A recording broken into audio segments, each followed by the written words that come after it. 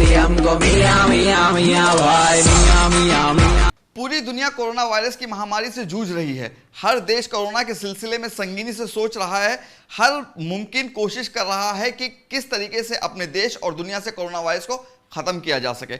मगर India corona virus को हिंदू मुस्लिम करने में लगा हुआ है। सरकार अपनी नाकामयाबी छुपाने के लिए हिंदू मुस्लिम कर रही है। तबलीगी जमात को कोरोना जिहाद कहकर खूब गालियां दी गई। मुसलमानों का पूर्ण बहिष्कार और मुसलमान ठेले वालों को मारा पीटा जाना, आधार कार्ड उनका चेक किया जाना, आने वाले दिनों में ना जाने क्या क्या होने की आशंकाएं हैं। बीजेपी लीडर्स और एमएलएज ने मुस्लिम सब्जी वालों से सब्जी ना लेने की मुहिम छेड़ रखी है। जवाब में मुसलमानों ने फ्री में अपना प्लाज्मा डोनेट करने का सिलसिला शुरू कर दिया है और हजारों लोगों ने इससे फायदा भी उठाया। खैर, ये सब अपनी जगह है। आइए बात करते हैं सीएम योगी जी की। सीएम योगी आदित्यनाथ कोरोना को लेकर कितने संजीदा हैं, उसका अंदाजा आप इस वीडियो से लगा सकते हैं।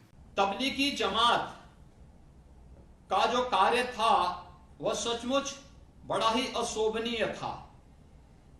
देखिए, बीमारी होना एक विषय है, बीमारी होगा वो अपराध नहीं, लेकिन बीमारी होने के बाद ऐसी बीमारी को जो संक्रामक हो उसको छुपाना ये अपने आप में एक अपराध है और ये अपराध तबलीगी जमात से जुड़े हुए लोगों ने किया है। आज उत्तर प्रदेश में या देश में जहां कहीं भी कोरोना का स्प्रेड देखने को मिला है, इसके पीछे तबलीगी जमात है। अगर उन्होंने इस बीमारी को छुपाया नहीं होता और इसके कैरियर बन करके वे जगह जगह नहीं चले होते तो संभवतः हम लोग लॉकडाउन के प्रथम चरण में ही कोरोना को काफी हद तक नियंत्रित कर चुके होते। लेकिन उन्होंने जो अपराध किया है उसके लिए उनके खिलाफ कार्रवाई होगी। योगी जी का यह वीडियो देखकर मैं बस इतना ही कहूंगा, अपनी ढोल अपनी राग, तेरे दिल में जैसे आए वैसे तू हाक। अब आप एक और वीडियो देखिए दिल्ली के सीएम केजरीवाल जी का।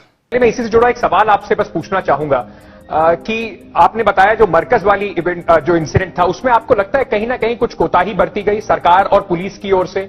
जो मौलाना साद हैं वो कह रहे हैं कि हमने तो बता दिया था एसडीएम को पहले कि हमारे पास इतने सारे लोग हैं, तो क्या आपको लगता है कि कुछ बेहतर तरीके से इसको हैंडल किया जा सकता था? मुझे ये लगता है क्योंकि लगभग 10-12 दिन तक वो वहां पे सब लोग साथ थे और लोकल प्रशासन को और लोकल पुलिस को अगर उसके बारे में पता था कि इतने लोग साथ रह रहे हैं तो शायद उनको इतने दिनों तक इंतजार करने की बजाय, क्योंकि मैं सोच रहा था कि क्या हुआ होगा कि कुछ लोग कोरोना के मरीज होंगे जो वहां पे आए और वो चूंकि सब लोग एक साथ रह रहे थे, उन कुछ संक्रमित लोगों की वजह से सब लोग संक्रमित होते गए। तो इतनी बड़ी संख्या में अगर लोग वहां मौजूद थे तो लोकल प्रशासन को समय रहते कार्रवाई करनी चाहिए थी। आपने देखा जब केजरीवाल जी से पूछा गया क्या तबलीगी जमात कोरोना वायरस के लिए जिम्मेदार है, जवाब में उन्होंने कहा 8 दिन पहले प्रशासन को बता दिया गया था और अगर प्रशासन वक्त रहते कार्रवाई करता तो ये नौबत नहीं आती। योगी जी से मैं कुछ कहना चाहता हूं, नमस्ते ट्रंप पर आप कुछ नहीं बोलेंगे। और दिल्ली मरकज निजामुद्दीन एक टर्मिनल है तबलीगी जमात का, क्या वहां पर लोग लॉकडाउन के बाद आए थे या पहले से मौजूद थे? क्या उनका चेकअप हुआ था आने से पहले? और जब आप अयोध्या गए थे तो क्या वहां पे भीड़ जमा नहीं हुई थी? क्या आपने लॉकडाउन का पालन किया है? अगली खबर अब देखिए, सबसे बड़ी खबर उत्तर प्रदेश में योगी आदित्यनाथ सरकार ने लखनऊ में कोरोना के हॉटस्पॉट्स के नाम मस्जिदों के साथ जोड़कर बताए हैं। मस्जिद अलीजान, मोहम्मदिया मस्जिद, वजीरगंज पुलिस स्टेशन, फूलबाग मस्जिद, नजरबाग मस्जिद, कैसरबाग पुलिस स्टेशन, मोहम्मदिया मस्जिद, शहादतगंज पुलिस स्टेशन, पीर मक्का मस्जिद, तालकटोरा स्टेशन, खजूर वाली मस्जिद, रजौली मस्जिद, गुरदम्बा स्टेशन।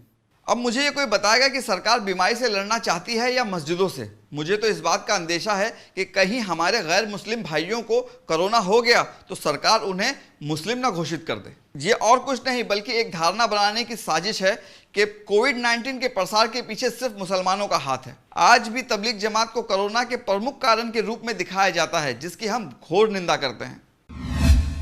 आइए बढ़ते हैं अपनी अगली खबर की तरफ। भक्तों ने इस्लाम, मुसलमान और अरब की औरतों को गौमूत्र पी पी कर खूब गालियां दी हैं और उधर यूएई के मुसलमानों ने भारत को 60 टन मेडिकल किट मुफ्त में भेज दिया है। इस पर ट्वीट करते हुए योगिता सिंह ने लिखा है कि हमेशा मुसलमानों को टारगेट करने वाले राष्ट्रभक्त क्या मुस्लिम देश यूएई द्वारा भेजी गई मदद का बहिष्कार करेंगे? मगर जवाब मैं देता हूं, तबलीगियों को शूट करने का हुक्म देने वाले भक्त भी मजे से तबलीगियों का प्लाज्मा इस्तेमाल कर रहे हैं, कोरोना से क्योर हो रहे हैं, मगर शर्म इनको नहीं आती। अगली खबर, कोरोना से लड़ने के लिए सभी सरकारें मदद कर रही हैं, मगर इंडियन गवर्नमेंट भूखे मजदूरों से इस बुरे वक्त में भी रेलवे का किराया माफ करने के बजाय उनसे किराया बढ़ाकर ले रही हैं।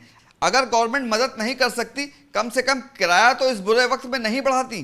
क्या सरकार को कोरोना से लड़ने के लिए सिर्फ थाली बजाना, ताली बजाना और घंटी बजाना ही याद रहता है? और हाँ, मदद करेगी भी कैसे? ना पीएम फंड में कुछ डोनेशन आया है और ना यूएन ने कुछ दिया है। गुजरात के वलसाड डिस्ट्रिक्ट के नसरुल्ला खान ने गरीबों की खिदमत के लिए अब तक की 1 करोड़ 10 लाख रुपए से ज्यादा खर्च कर चुके हैं। डेली 3 ट्रक से ज्यादा खाना वो तकसीम कर रहे हैं। अब तक की 21,000 से ज्यादा राशन किट तकसीम कर चुके हैं वो। बेशक रमजान में गरीबों के खाने का इंतजाम करना बहुत ही सवाब का काम है। अब सुदर्शन न्यूज के एडिटर इन चीफ और प्राइम टाइम करने वाले सुरेश चावन्य का एक ट्वीट आपको सुनाते हैं। इस ट्वीट पर मैं कुछ कमेंट नहीं करूंगा, आप कमेंट बॉक्स में कमेंट करके बताइए मोदी जी के चहीते पत्रकार के पास कॉमन सेंस है भी या नहीं, ये आप बताइए। और नफरत फैलाने के लिए ऐसे लोग किस हद तक जा सकते हैं, इस ट्वीट के जरिए हम आपको बताते हैं। सुरेश लिखते हैं, कोरोना प्रभावित जोन के रंगों को निर्धारित करने पर मुझे सख्त आपत्ति है।